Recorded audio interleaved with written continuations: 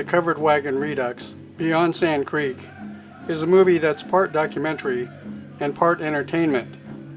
It's about undoing stereotypes of Native Americans which have been perpetuated by the popular media, including the entertainment industry, spanning parts of 3 centuries.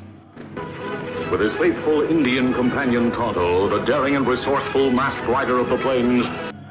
Over 3 years, I talked with several Arapaho tribal members about settlers expanding westward, taking traditional tribal lands, and the U.S. government stripping them of their language and culture. There's been a generation of us that have challenged many rules that have discriminated against the tribal membership. It's basically been a strong effort to marginalize the native populations. I just think that we do need to have continued government-to-government relationships, as well as the relationships that we're making right now, for them to continue on so that we can continue to do good things for our people and for ourselves to continue to educate our youth, so that they'll have a better understanding, because that's our future. Stereotypes for Native Americans, they're still very pertinent, right? Some people still believe we live in teepees, some people still, they think that there's nothing but drunks and women beaters on the reservation, the dark history of America, they think that, our people are ignorant. While examples of Native American stereotyping are numerous, I came across a silent movie made in 1923 called The Covered Wagon. The film is based on the novel by Emerson Hough. It was adapted to film and directed by James Cruise. The story is about 2 groups of pioneers who trek in wagon trains from Kansas to Oregon. The settlers experienced hot summer heat, winter snow, and conflicts with Native Americans along the way. The stereotype of our people, has always been, that we were villains. We were in the way as a people to what they call progress, by discovery that whatever they come upon was theirs. Rather than hire Filipino, Latino, or white actors in makeup, Cruise opted to hire tribal members to add realism to his film. Ironically, his production perpetuated the stereotypes he wanted to avoid. Cruise enlisted the services of rancher Ed Farlow from Lander, Wyoming, who had a good working relationship with the tribes on the Wind River Indian Reservation.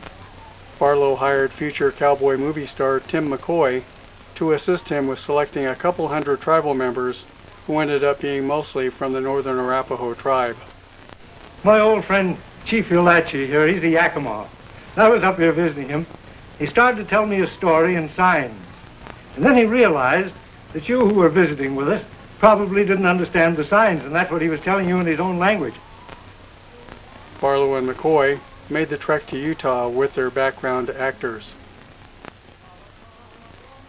The film made its West Coast premiere before record-breaking crowds at Sid Grauman's Egyptian Theater in Los Angeles. Prior to the screening, Farlow and McCoy emceed a presentation by tribal members in full regalia to provide some context to The Covered Wagon. When the curtain opened, a live orchestra performed the soundtrack for the film that was compiled by Hugo Riesenfeld. He was a pioneer in the composition of scores for silent films and later for talkies. According to University of Wyoming music professor Ann Guzzo, the soundtracks performed for silent movies were compilations from existing music. So the principle of silent movie music in that case was basically mood music. They would have these giant books of piano music and organ music called mood music, and there'd be a tab on the right side, and you would look and you'd be like, okay, for scenes of impending doom, and then you'd turn the page and there'd be your drama music for impending doom. One way to unravel stereotyping is through the soundtrack. And I also tried to put the Native American musicians in places that maybe you wouldn't expect, just because it's the Wide West, the open prairie, something like that. It's not an attack scene, so trying to undo it by putting them in places where it's just depictions of Wyoming. What if a contemporary score was compiled, but with a tribal influence provided by drum and Arapaho singers?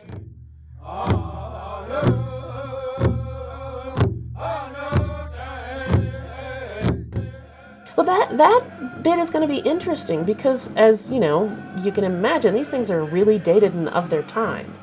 And so a lot of the music that I actually didn't choose had titles like For Indian Attacks or Music for Scalping, you know, things that didn't feel right to me in this day and age. The Covered Wagon Redux opens with a screening of Beyond Sand Creek. It's a documentary about the ways Western expansion disrupted traditional tribal life that came to a halt for the Arapaho and Cheyenne at the Sand Creek Massacre in southeastern Colorado.